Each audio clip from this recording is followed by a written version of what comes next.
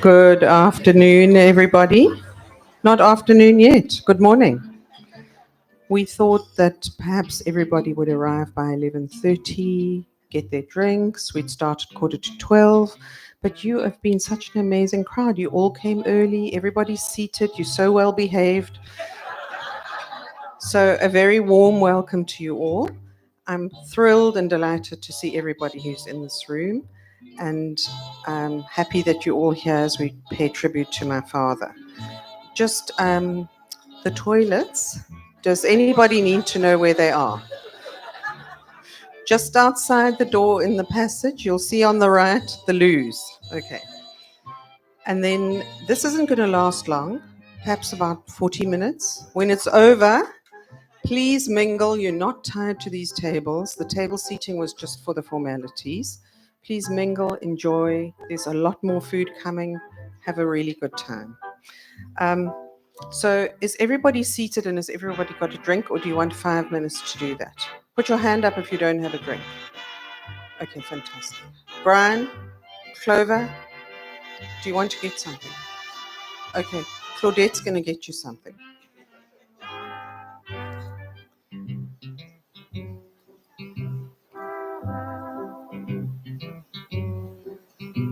Two minutes.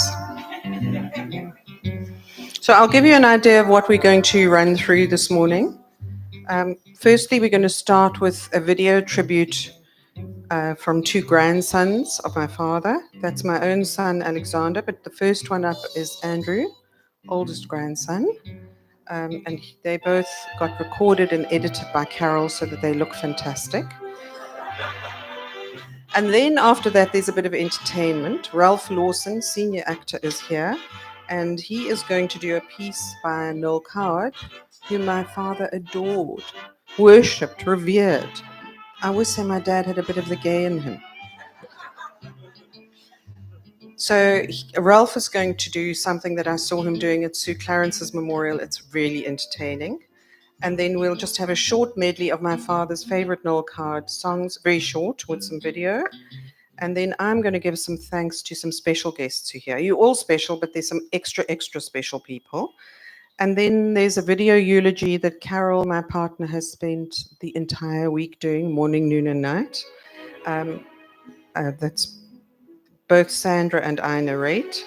And then lastly, my son Alexander is going to do something my father always told him he had to do at his funeral, as my dad called a memorial, and that is to sing My Way. You know Frank Sinatra's My Way? Because my father was the ultimate narcissist. So we're ending on a high note. And then there's a lot more refreshment, food, and enjoyment. So please enjoy yourselves today. It's what my dad would have wanted. Okay, are we ready to start? Dan? Okay, turn the lights off, please, Simon. Our grandfather took immense pride in his 8 grandchildren: Laura, Andrew, that's me, Steele, Alexander, Rebecca, Stephen, Sarah, and Mia. In countless ways, he was a larger-than-life figure, a one-of-a-kind character, the type where they truly don't mold. Nothing could keep him up for long. He was an eternal optimist and possessed an ideal love for life. Grandpa was a dreamer at heart, forever hatching some wild scheme. His inventive mind shone brightest in his creations, especially those from concrete, for which he held a particular passion. He was a fighter. No one could find their way out of the corner quite like he did. His grit and tenacity were second to none.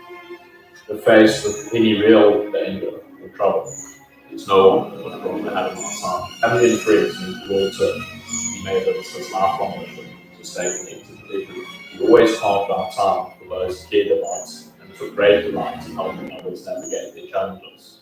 The special memories of the many weekends spent at cool parties with my grandparents in my young years will never be forgotten.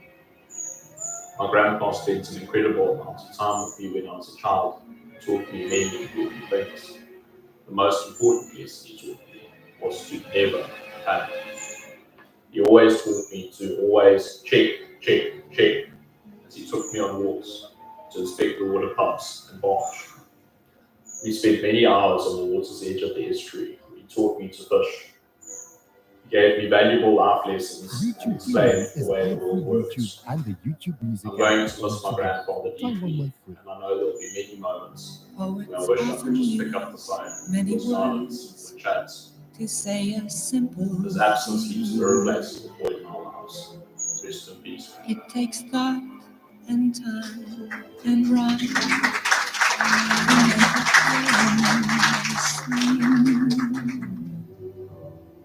With music and words I've been playing. For you I have written. When we first moved in next door, I remember coming over to your house almost every day and sitting at the TV. To be sure. Would you like some ice cream, my boy? Oh, yes, please, Grandpa. So would I, but we haven't got any. And the shop for the last street of little chocolate with structured teller icebergs, with building sand piles of mine on top. God's granny she likes. Gogo's favourite ice cream was mint chocolate chips. You're my firm and long-standing business partner in the recovery of the wreck and subsequent well-held in and around the mighty Southbound. Do you know how much a single and tackling plate would cost, my boy? A pound each at the very least. And don't worry, you do all the work and I'll manage business. And we'll split the money right down the middle. One for you, one for me. Ever since I was a little child, whenever I came over to visit, I would sit for hours enthralled by your tales of old Durban, adventures of pines in the bush, poaching guinea fowl and pheasant, your brother Malcolm. Underage driving, crashing in your father's car, your days as a bricklayer, carpenter, and builder, the history of Durban, sugar barons, Sharka, and Dingard, and your life as a child and as a man, and many more thrilling, often embellished, fantastical tales. I can remember the bare bones of a few of them, but they were told so often to so many that I hope between the remaining Reardon family we can piece back together some of the vast wealth of information that is now lost. Grandpa had to have things his own way, and he was rather skilled at achieving this goal. Whether it was his way of making shortbread or lemon curd, to his way in a public restaurant or a building site. I remember waving around his walking sticks to punctuate and enforce his commands like a precision scalpel carving up a kingdom. That there, this there, no, you. Grandpa was a very complicated and at times difficult man, but he did have within him, when it suited him, a great ability for love and kindness. Like each of his grandchildren, I felt his love and pride, as have we all, if not always, at times at least, but there was always an underlying love. Grandpa's achievements in regards to building and development are extremely impressive and undeniable. As a man, he was not a force of nature, but rather a force of wood, steel, brick, and reinforced concrete. There was only one old man in the family, and to all his grandchildren, nieces, and nephews, and cousins, I can tell you now, it wasn't your father, it was him. Despite everything, Grandpa is the father of 5, the grandfather of 8, husband to one of the kindest people I've ever had the privilege to know. I think at Grandpa's heart he wanted us to be proud of him, especially he wanted his dad and his mother to be proud of him, and just to love him. My experiences with Grandpa were all good, and I choose to remember the good within him. I'd like to say this, I'm proud of him. I'm proud to be his grandson. So Grandpa, if you're out there, thank you for loving me and being so wonderful. I'm proud of you. I love you. I love you lots. And as you always say, God bless.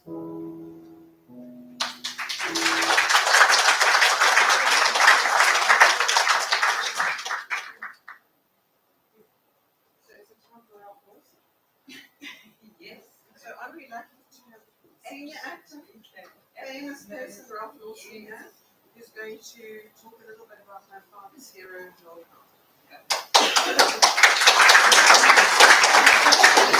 Thanks very much. Thank you, Catherine, for that kind introduction. The word senior takes on a kind of slightly different connotation when you get to my age. Did you mean ancient or experienced? Okay. Great. Thank you. As Catherine recalled earlier, Geoffrey was an ardent fan of the inimitable Noel Coward, a writer of many of the English theatre's most sparkling and popular comedies. And she thought it would be a fitting tribute to her dad to invoke a taste of Coward's witty repartee. so I hope he would enjoy this. Did you know that Coward once visited South Africa? It was during the war, a long time ago now, and he'd come out. He was very active in the war effort. He did a lot of things, some a bit sort of dodgy in the sense that I think he was even in the Secret Service for a while, but he came to South Africa to raise money for Mrs. Smuts's war fund. And he raised quite a bit with his public performances. At that time, in the 40s, he was at the height of his powers. So here are some of his reminiscences. I was the guest of Smuts and the government, and therefore an obvious target for the opposition press. I resolved, therefore, to guard my tongue, watch my step, and strain every nerve to be as tactful as possible. At last, we drove over to Johannesburg and got into the evening train for Cape Town. Throughout the whole of the next day, we traversed the flat plains known as the Karoo, small humpy hills, koppies, broke the monotony, and the light was extraordinary.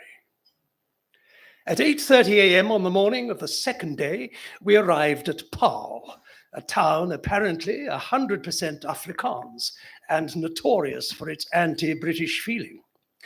However, for some reason or other, possibly the efficient advance publicity of African consolidated theatres, it decided to rise above all nationalistic prejudice and come and meet me. As the train drew into the station, I looked out of the window and saw a small boy holding a banner twice as big as himself, with on it, "Welcome Noel Coward," in scarlet letters. I stepped out of the train, was presented with a bouquet by a little girl in a pink dress, and received by the mayor in full regalia. The mayor read me a letter of welcome in halting English, to which I replied a few even more halting phrases in Afrikaans, which I had been practicing during the journey. After this polite exchange, we stood rather uneasily and stared at one another. A small but interested crowd watched the proceedings from a roped-off section of the platform.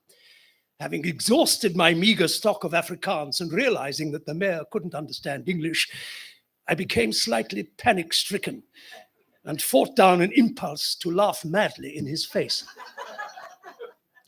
Fortunately, at this moment, I noticed some large crates being loaded into my coach.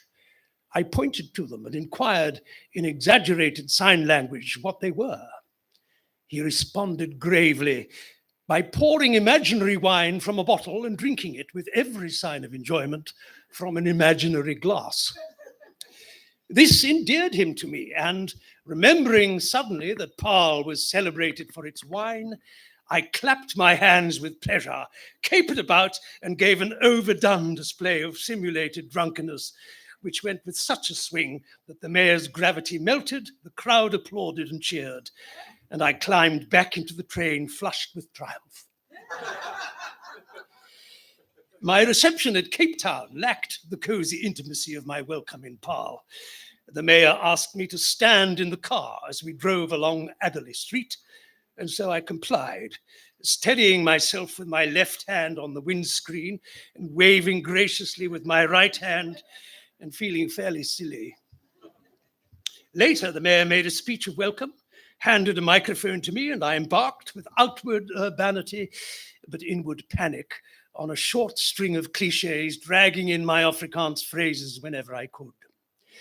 After this, the crowd melted away with almost disconcerting swiftness, and I was driven to the Mount Nelson Hotel. Before I arrived in the Union, someone suggested to several prominent hostesses that they invite me to stay in their houses during my visits to the different cities. With typical South African hospitality, they agreed. I was touched by their kindness, but appalled at the idea of staying in a series of strange houses. And it was for this reason that I was forced to forego the pleasure of staying with those kindly hostesses. And I'm afraid that some of them were rather put out. One of them, a vivacious and attractive social leader in Cape Town, evinced such bitter disappointment that I should prefer the Mount Nelson Hotel to her very lovely house, that she finally prevailed on me to spend a restful weekend in it. Restful was the operative word as far as I was concerned, and like an ass, I fell for it and accepted her invitation. I arrived, fairly worn out, on Saturday, in time for lunch, which was an intimate affair for 20 people. This was followed by a bathing party at somebody's pool, a tea party, a cocktail party, and a large dinner party. The house was delightful, but it contained, apart from the family and other guests, 4 cats, 3 dogs, a 6-month-old baby, and apparently no servants. I spent a troubled night in a glorious early Dutch 4-poster bed on what I can only conclude was an early Dutch mattress. At 10:30 the next morning, there was a tea party in the garden for about 20 ladies, which went on until some anxious-looking servants miraculously appeared and served a buffet lunch at 1:30. In the afternoon, we piled into cars and went visiting, returning at 6 o'clock for a cocktail party for 30 souls. Dinner was a bonne bouche of the whole gay adventure. My hostess had corralled 6 socially prominent young women of varying degrees of attractiveness and placed them at 6 small tables. It was my privilege and pleasure to eat 1 course of the meal tete-a-tete with each of them. My convulsive progress from table to table occasioned considerable merriment, and the whole thing was regarded by everyone but me as a delightful social innovation. Very shortly after this, I managed to slip away, evincing the most poignant regret at having to leave so suddenly. I bade my hostess and the whole assembled company a fond adieu and was out of the house like a flash. Arriving in Durban, we slipped unobtrusively into the Edward Hotel by the back way. In due course, the inevitable open car arrived and off we went. The streets were fairly crowded, but not as densely as they had been in Cape Town. Nothing much seems to have changed.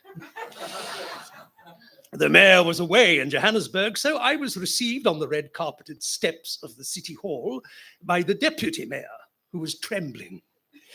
A ladies' orchestra was sawing away at Bittersweet, and the square facing the city hall was crammed. The whole thing passed off without a hitch.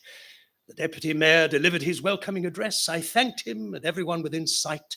The ladies' orchestra attacked "Someday I'll Find You" with unparalleled fervor, and we all retired into the mayor's parlor for iced coffee.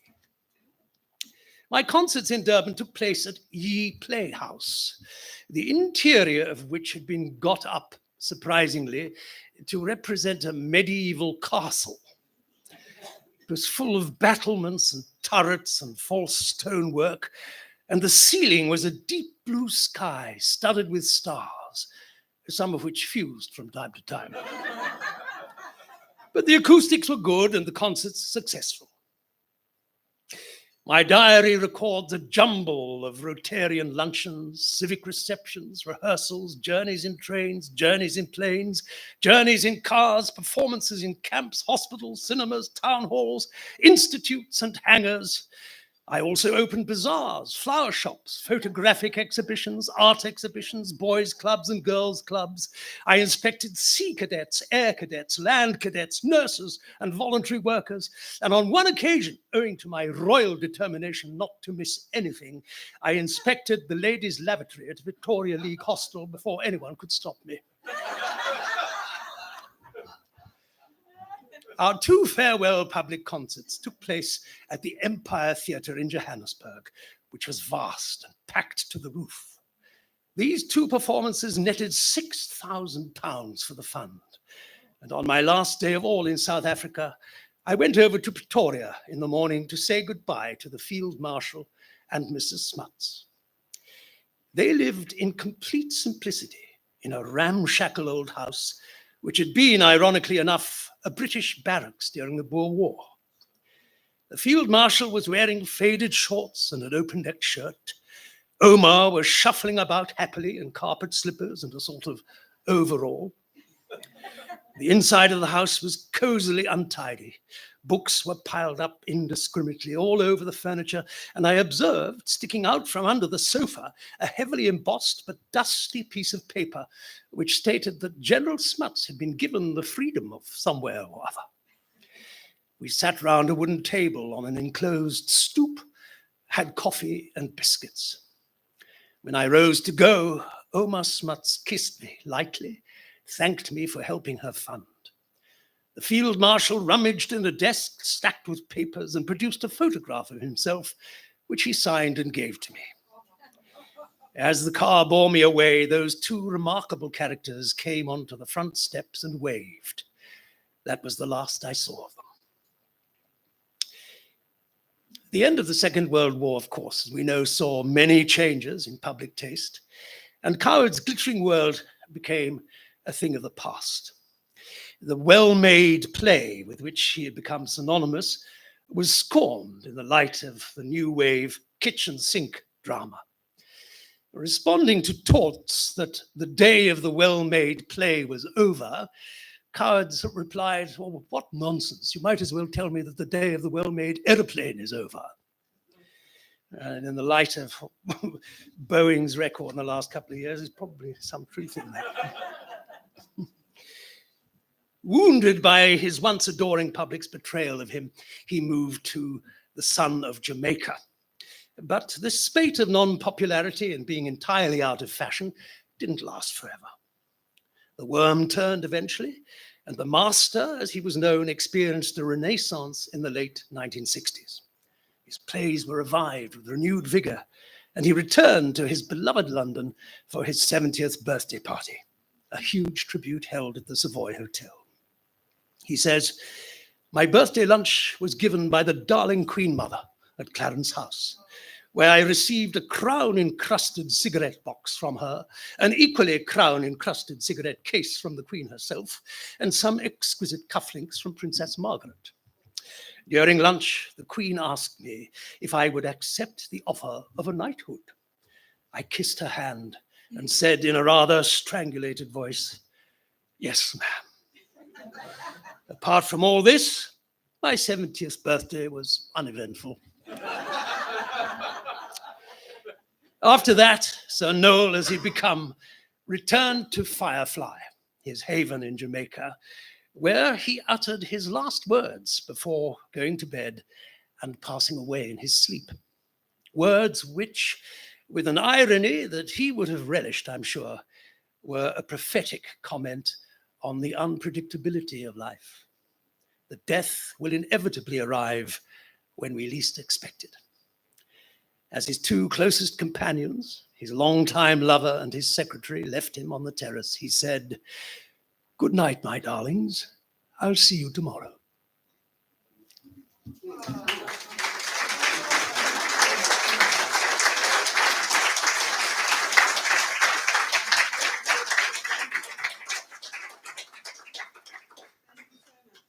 know my father would just love sharing that. It was really beautifully done. Thank you, thank you, thank you. I'm incredibly grateful to you. We're going to just play a few of my best favorite card songs and we've got some pictures.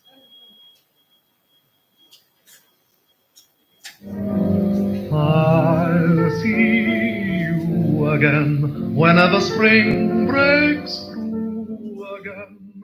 Time may lie heavy between, but what has been is past forgetting. We'll be as happy and contented as birds on a tree, high above the mountains and the sea. We'll build and we'll coo, and sorrow will never come, or will it ever come to our room with a view. Someday I'll find you, moonlight behind you, true to the dream I am dreaming. As I draw near you, you'll smile a little smile. For a little while we shall stand hand in hand. For I believe that since my life began, the most I've had is just a talent to amuse. Hey-ho, if love were the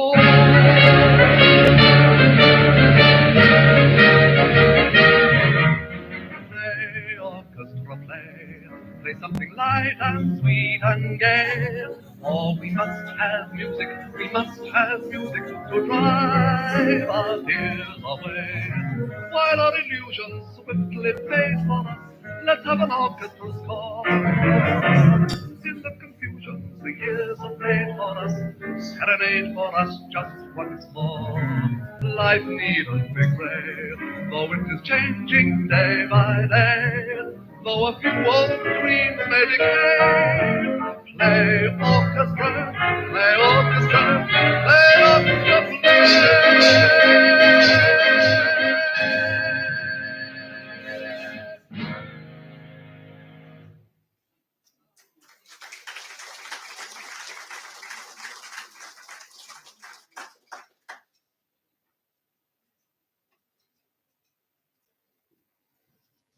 So I hope you enjoyed the bit of entertainment that my father would have loved.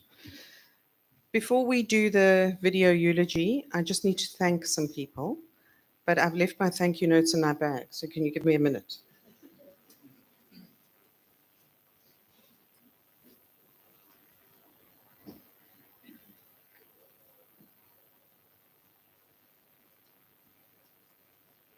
Maybe they're here. No, I can't find them.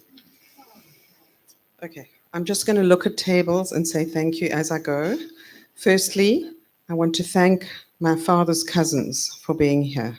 There are not many of you left.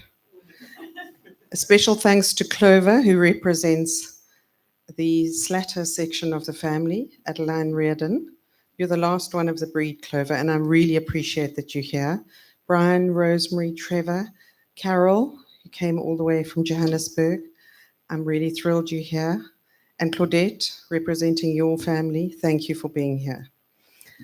My cousins who've come from far, Joanne, Mary Jane, who came from Cape Town, Barbara, her sister, where's Nicola?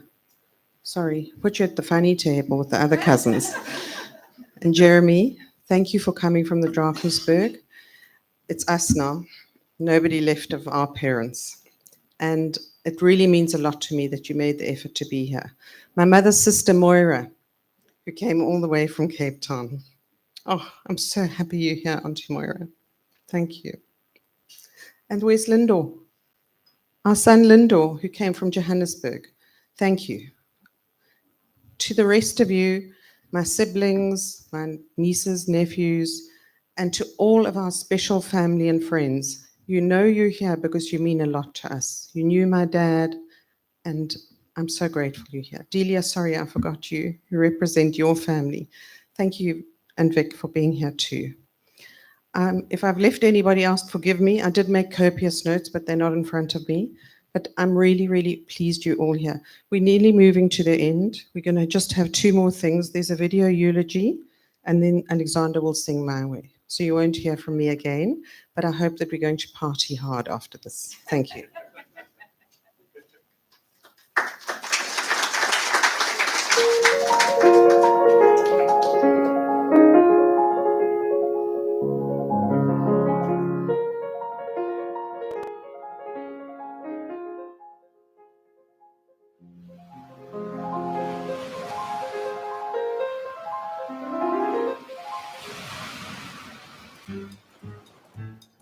Geoffrey Gerald Reardon was born in Durban on April the 22nd, 1940.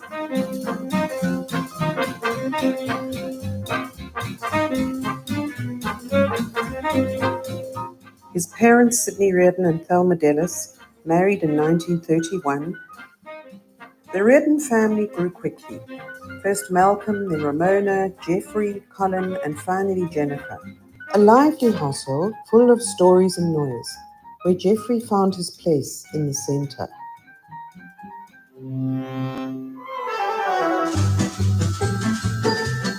During the Second World War, Sid worked as a builder on the bluff, helping to construct the great military bases that kept Durban safe. At that time, Durban was more than just a city on the coast. It was a vital Allied stronghold, one of Africa's busiest ports and a strategic point in the Indian Ocean.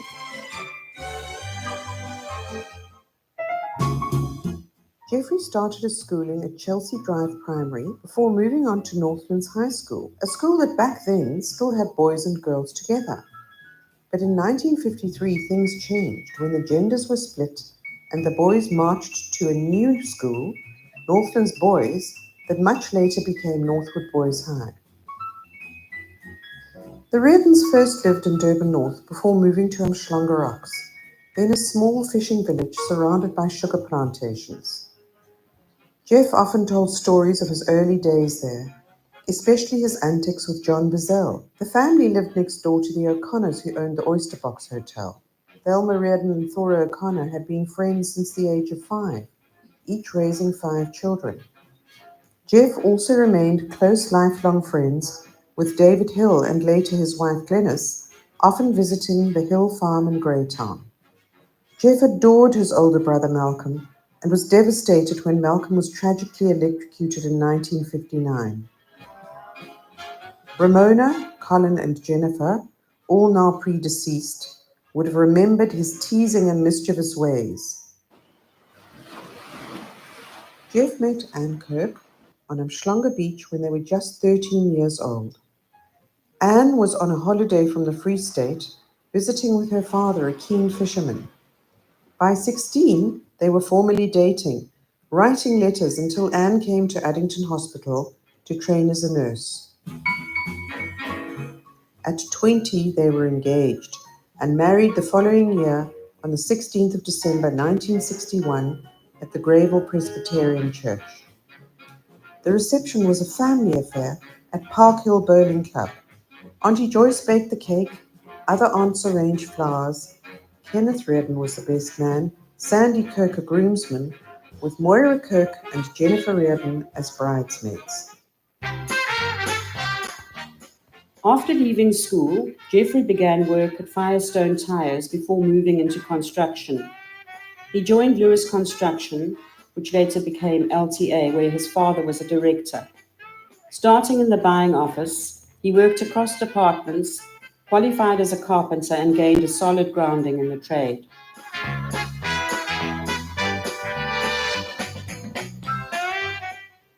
By his early 30s, Geoffrey and Anne were raising 5 children: Catherine, Sandra, Buddy, now known as Rose, Geoffrey Jr., and Robert.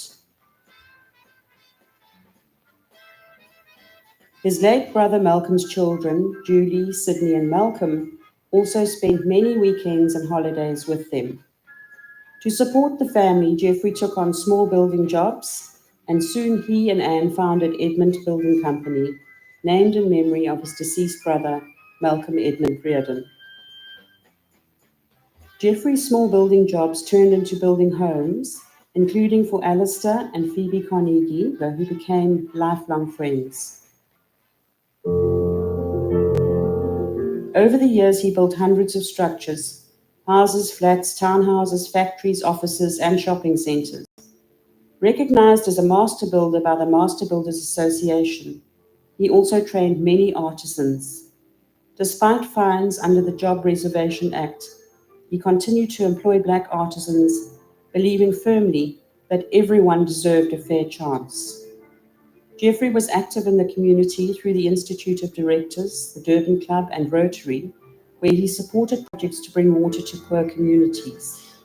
As an Umhlanga councillor, he established the Umhlanga Promenade and contributed to preserving the Hawaan Forest as a nature reserve. From houses, he turned to groups of houses or property development, building nearly 1,000 townhouses and apartments. Always inventive, he devised a concrete panel system and a direct ramp access design used in many projects. His work was supported by a trusted professional team. architect Don Perks, along with his builders, including Nero Bali, Idris Ali, and Varesh Lal. Beyond building, Geoffrey loved baking, a skill he'd learned as a child from his auntie Alice, which was, he said, like mixing concrete. He made Christmas and wedding cakes and in later years baked with the help of Zemi Shlongwa, to whom the family remains very grateful.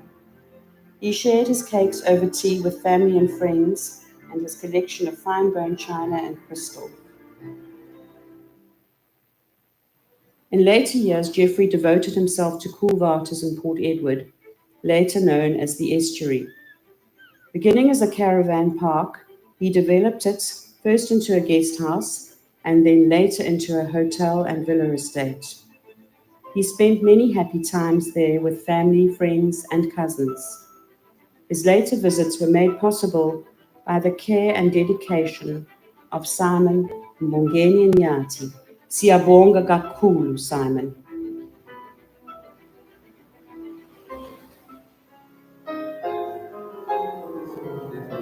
Geoffrey's story ended only weeks before Anne's. They'd shared 64 years together. Their journey is complete, but the record of their lives, family, work, and community remains.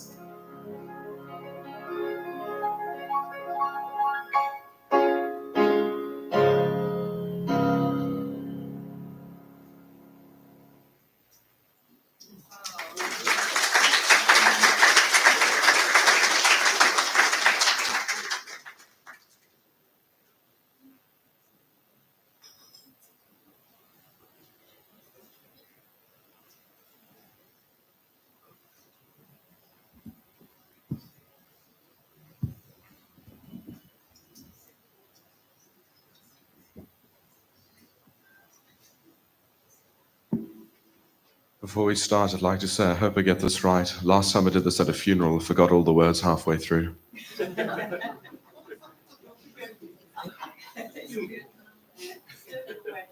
I'll do it my way.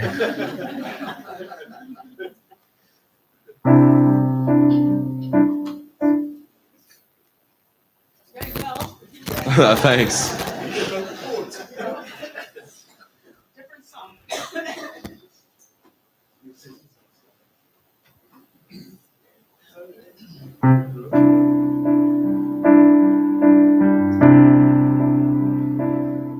And now the end is near, and so I face the final curtain. My friend, I'll say it clear, I'll state my case, of which I'm certain.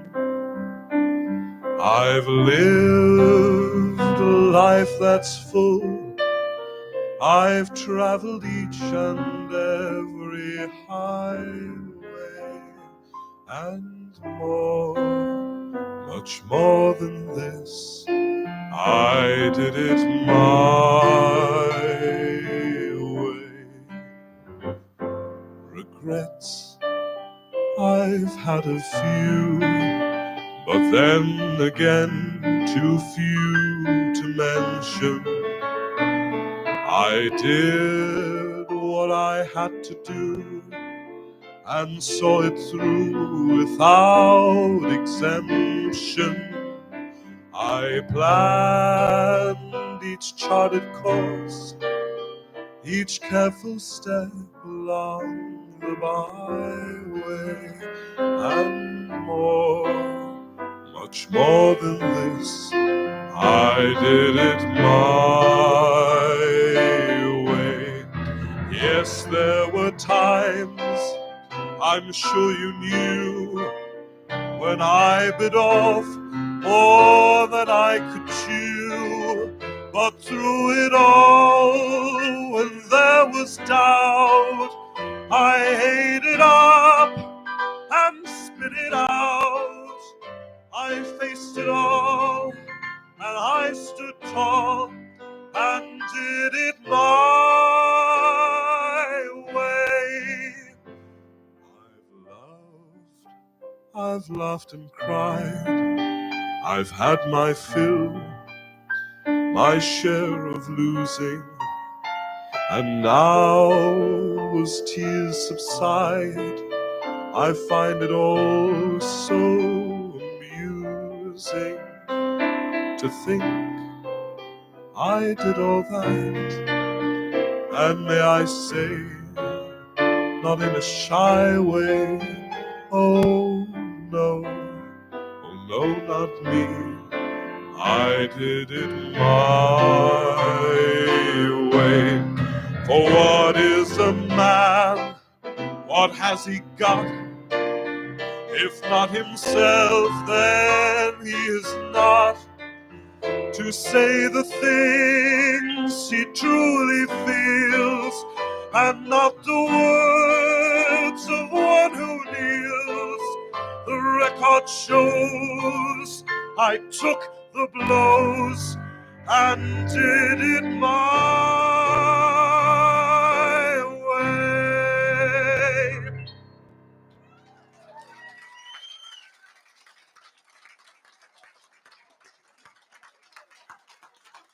Thank you very much. Thank you.